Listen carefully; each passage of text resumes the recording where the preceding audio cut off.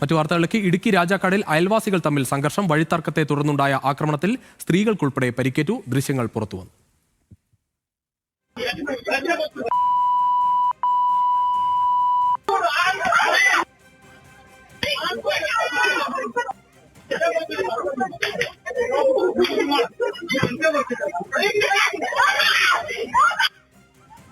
ലിജോ വർഗീസ് ചേരുകയാണ് കൂടുതൽ വിവരങ്ങളുമായി ന്യൂസ് ഡെസ്കിൽ നിന്ന്. ലിജോ, എന്താണ് ഈ സംഭവത്തെക്കുറിച്ച് മനസ്സിലാകുന്നത്?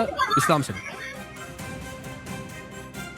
രണ്ട് വീട്ടുകാർ തമ്മിൽ അയൽവക്കത്തുള്ള രണ്ട് വീട്ടുകാർ തമ്മിലുള്ള പ്രശ്നമാണ് ഇത്. കഴിഞ്ഞ കുറെ കാലങ്ങളായി വഴി പ്രശ്നവുമായി ബന്ധപ്പെട്ട് ഇവർ തമ്മിൽ പ്രശ്നങ്ങൾ ഉണ്ടായിരുന്നു എന്നുള്ളതാണ് പോലീസ് ഇപ്പോൾ പറയുന്നത്. മടത്തിശ്ശേരി, അതോടൊപ്പം തന്നെ കൊച്ചുകരോട്ട് എന്നിങ്ങനെ രണ്ട് വീടുകളിലുള്ള ആളുകൾ തമ്മിലാണ് ഈ പ്രശ്നം ഉണ്ടായത്. ഈ കൊച്ചുകരോട്ട് എന്ന വീട്ടിലേക്ക് പോകുന്ന അവിടെ ഉണ്ടായിരുന്ന ഒരു ഗേറ്റ് ഉണ്ടായിരുന്നു. ആ ഗേറ്റ് ഇളക്കിയതുമായി ബന്ധപ്പെട്ടാണ് ഈ മടത്തിശ്ശേരി എന്ന വീട്ടിലുള്ള സ്ത്രീകളെ അടക്കം ആക്രമിച്ചു എന്നുള്ളതാണ് ഇപ്പോൾ പരാതി നൽകിയിരിക്കുന്നത്.